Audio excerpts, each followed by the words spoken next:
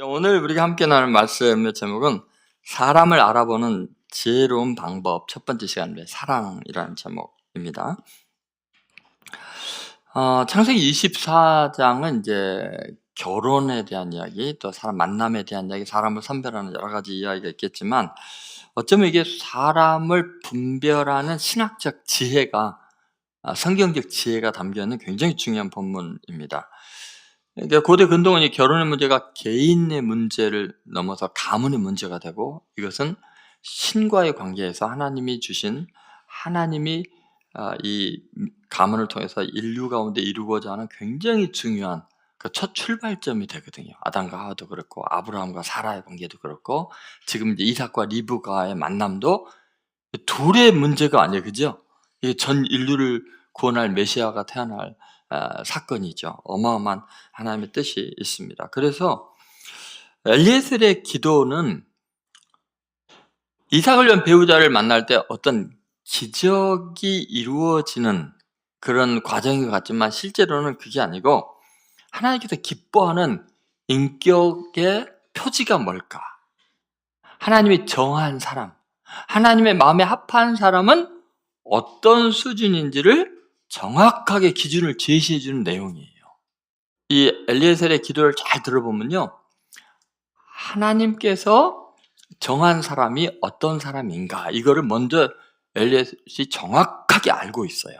그리고서 그것을 분별할 수 있는, 하나님이 정해준 사람, 하나님의 마음에 합한 사람은 어떻게 분별할 것인가를 정확하게 꿰뚫고 있는 굉장히 중요한 내용이라는 거죠.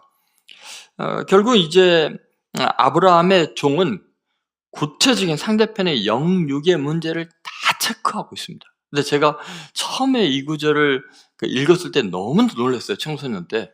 와, 어떻게 배우자의 조건을 이렇게 완벽하게 한 사람의 전 인격을 다, 존재 자체를 파악할 수 있는 조건을 가졌을까 놀랐는데, 오늘은 그 중에서 이제 한 가지, 이제 이게 사랑이라는 측면에서 한번 보려고 그래요.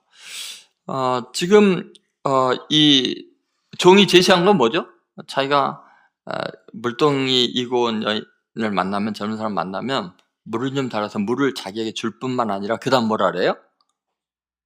요청도 안 했는데 낙타에게도, 당신의 낙타에게도 마시게 하리이다. 여기 사랑이 굉장히 많은 거죠. 사람의 뿐만 아니라 동물에까지. 근데 이런 사랑이 많은 거를 뭐라 그래요? 그는 주께서 주의 종 이삭을 위하여 정하신 자다. 하나님이 정한 사람의 특징이 뭐라는 거예요? 사랑.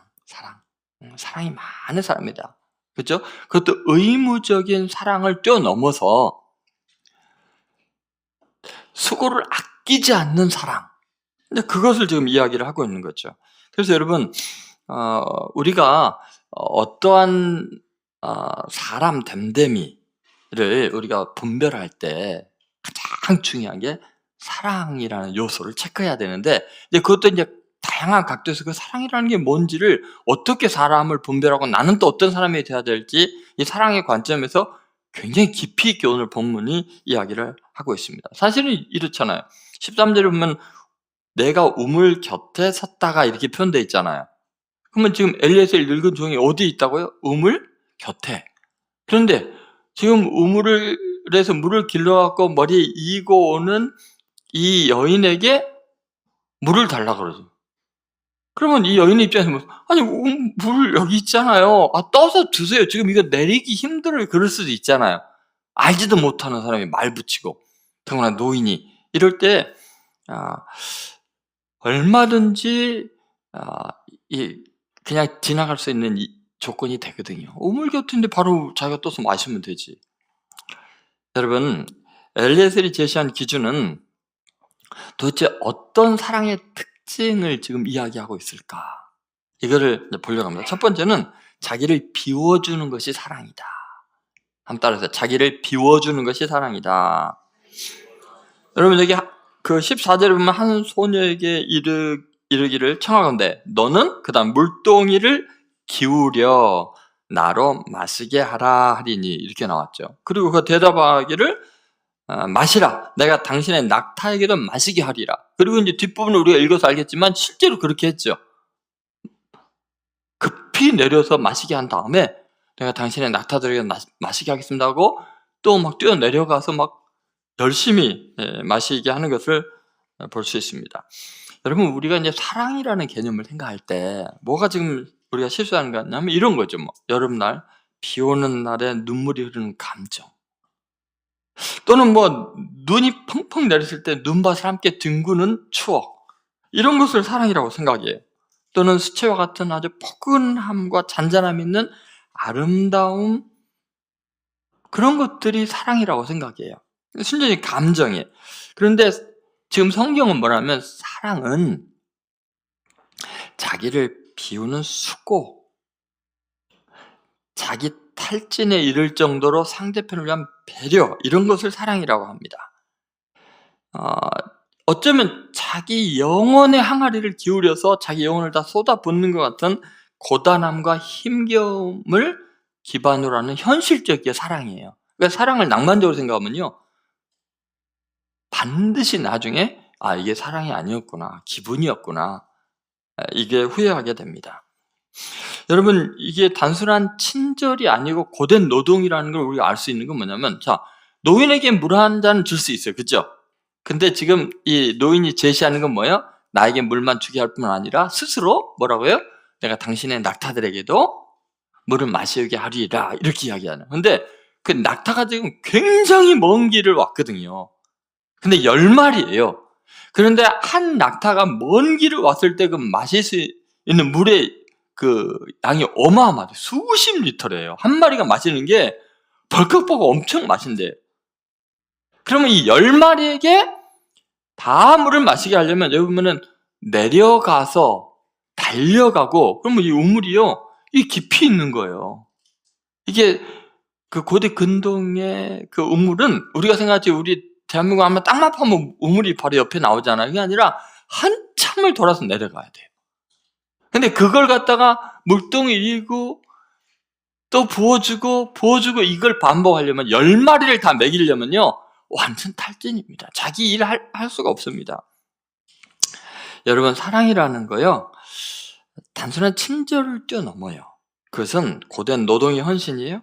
감정의 분출이 아니라 자기의 자원을 실제로 비우는 거예요. 물론 이게 물 한 잔 주는 것은 그 고대에 굉장히 그 이웃이나 다른 사람들이 친절한 행위는 생존과 직결되기 때문에 이건 당연히 그렇게 하지만, 지금 이 짐승에게까지 내가 먹이리다 한 것은 낯선 사람을 가족같이 생각해갖고 그 노인이 힘드니까 내가 하겠다라는 의무 초과의 사랑이에요. 여러분, 사랑은 이렇게 노동이고 수고이고 헌신이라는 거예요. 여러분, 이게 왜 이제 하나님의 정한 사람의 그 특징인가를 한번 생각해 보세요. 여러분, 이 자기 비움, 자기를 쏟아붓는 거, 자기 시간, 땀을 쏟아붓고 물질을 쏟아붓고 희생하는 이런 것들은요, 하나님의 사랑, 그것이 우리에게 나타날 때 일어나는 현상이었어요. 하나님 마음에 쏙 드는 거예요. 왜냐하면 하나님의 아들이 한 일이 뭐예요? 하나님의 본체이시지만 자기를 비워서 우리를 위해 쏟아부으신 거예요. 종의 형체로 우리에게 나타났어요. 자기를 낮추셨어요. 그 내용이 뭐 그 유명한 빌립보서 2장 6절부터서 8절에 나와 있는 거예요. 그는 근본 하나님의 본체인데 7절에는 오히려 자기를 뭐예요? 비워. 그 다음에 8절에는 자기를 낮추시고, 이렇게 나오는 거죠. 그러니까 여러분, 하나님께서 택한 사람은 뭐예요? 자기 아들 예수님 닮은 사람. 그런 사람은 뭐 하는 사람이에요? 자기의 영혼을 쏟아붓는 사람이에요. 그게 사랑이라는 거죠. 여러분, 하나님께서 지금 이 헌신, 그 여인이 지금 이렇게 낯선 노인에게 이렇게 베푸는 것은요, 자기에게 유익이 하나도 없어요. 지금 이 리브가의 헌신은, 리브가가 아무것도 아닌 것 같지만 실제로 리브가라는 존재 자체가 하나님의 마음에 합한 사람이라는 것이 입증이 되고 인생의 가장 고결한 순간, 하나님께 인정받는 순간이었어요. 여러분, 이게 우리 인생이 얼마나 한번 중요한가 한번 생각해 보세요. 하나님께서 정한 사람의 특징이에요. 사랑을 받는 것보다 사랑을 주는 건데, 거기에 얻는 게 없이 그냥 값없이 희생하는 거죠. 바로 이것이 인격이에요. 하나님이 정한 사람이에요. 그래서 예수님이 그런 거예요. 십자가에서 다 쏟아서 우리의 상태와 상관없이 그렇게 모든 것을 허락하는 거죠.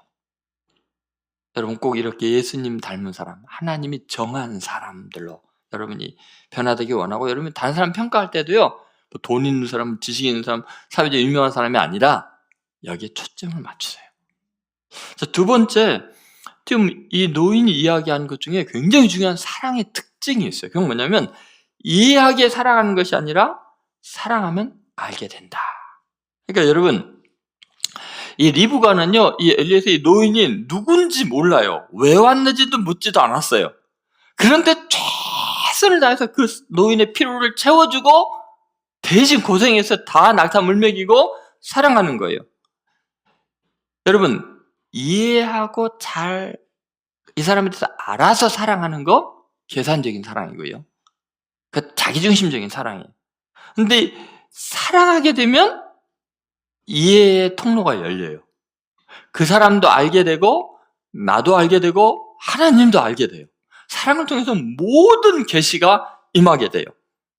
다시 한번 14절을 보시면 한 소녀에게 얘기를 청하는데 너는 물동이를 기울여 나로 마시게 하라 하리니 그의 대답이 마시라 내가 당신의 낙타에게도 마시게 하리라 하면, 지금 이런 이야기는 이게 뭐냐면 알지도 못한 사람에게 최고의 사랑을 필요를 따라서 공급해 주면서, 노인이 사실은 낙타에게 물기를 해야 되잖아요. 근데 완전히 지쳐있는 그 노인을 위해서 이렇게 사랑을 베푸는 이것을 통해서 지금 이 노인은 이 사람이 하나님이 택한 사람이라 알게 되고요. 또 그렇게 사랑함으로써 리브가는 자기가 누구인지, 어디로 가야 될지, 하나님이 자기 인생에 어떤 계획을 갖고 계신지 나중에 다 알게 돼요.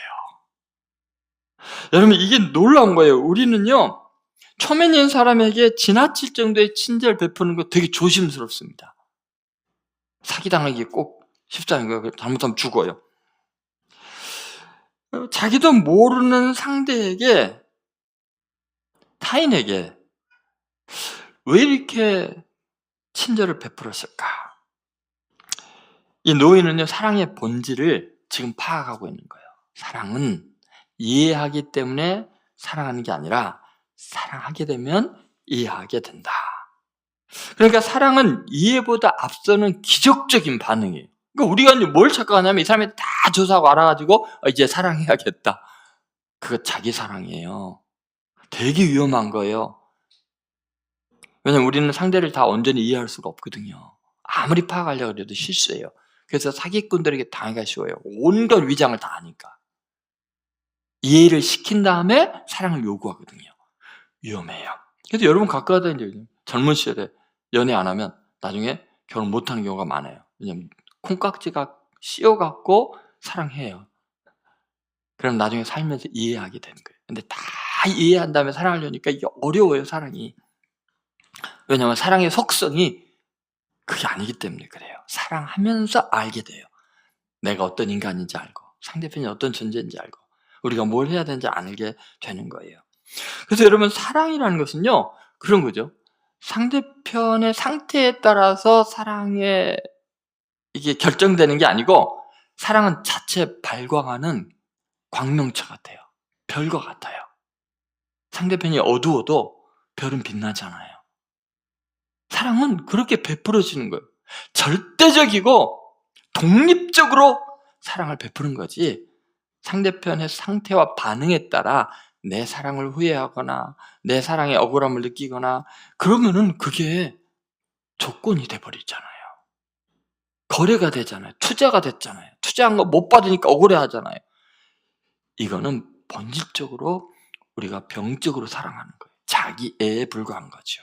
그래서 지금 이걸 이야기하는, 그래서 우리는 꼭 기억해야 되는 게 뭐냐면요, 사랑은 이해의 조건이 아니라 결과예요. 여러분, 리브가는 그 노인을 이해할 수 없었어요. 누군지도 몰라, 이름도 몰라, 어디서 왔는지 묻지도 않았어요. 그냥 이 사람이 지금 필요한 거, 이 사람의 혼자 힘으로 10마리의 낙타에 다 물먹일 수 없다는 거 그냥 알고 사랑했어요. 그랬더니 나중에 사랑 때문에 자기가 누구인지 라반 오빠 그 집에서 나중에 아브라함의 친척이라는 걸 알게 되고, 그 다음에 자기가 어디로 지금 하나님이 보내신지 자기의 사명을 알게 되고, 어마어마한 일들이 일어나는 거 다 알게 되고 하나님의 엄청난 섭리를 알게 돼요. 여러분, 우리는 자꾸 샅샅이 이해하려고 해요. 너 이해를 할 수가 없어. 그래서 사랑할 수가 없어요. 그렇죠? 이해되는 인간이 어디 있어요? 사랑을 해야 계시가 와요. 이해가 돼요. 사랑하면 알게 돼 있어요.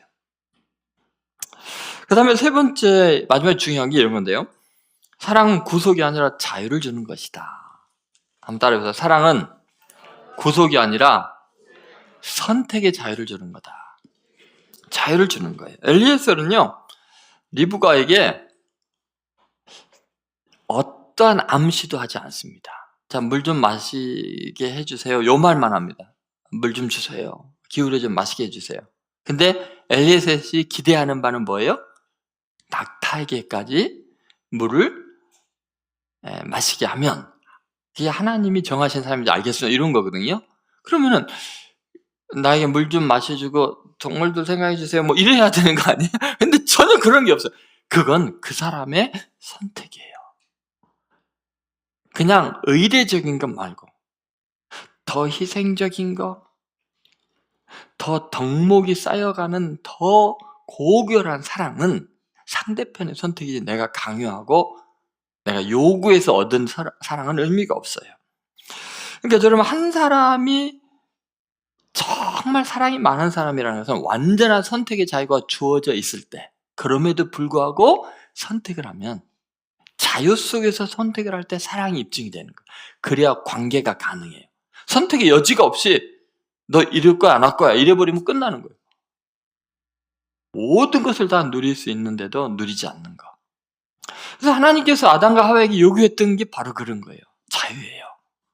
선악을 알게 한 나무의 열매를 먹지 말아라. 먹는 한 죽어도. 근데 나머진 네 마음대로 먹어라. 그랬을 때 아담과 하와는 선택할 수 있는 자유가 있잖아요. 그렇죠? 이거 하나님 말씀을 선택하면, 사탄의 이야기를 선택하지 않으면 하나님을 사랑하는 거예요. 그렇죠? 근데 만약에 하나님이 너 이것밖에 못 먹어. 너는 이거 절대 먹을 수 없도록 완전히 막아놨어. 너는 선택의 자유가 없어. 그래 보면 사랑이 아니에요. 지금 사랑이라는 걸 우리는 소유의 개념으로 착각하고 있어요.